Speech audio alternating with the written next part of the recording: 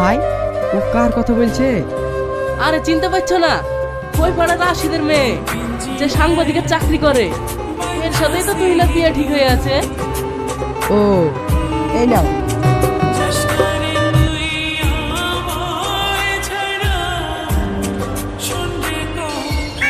তোমাকে নিতে আসার কথা ছিল যে? ফোন করেছিলাম, আসছে। তাহলে আমি আসি, ফোনে কথা হবে। কি গো, কথা বলছো না যে? আমার তোমাকে ছেড়ে যেতে ইচ্ছে করছে না, তোমাকে অনেক মিস করব।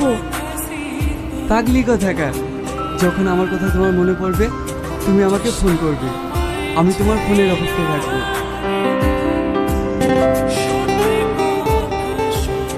তাহলে আমি এখন আসি,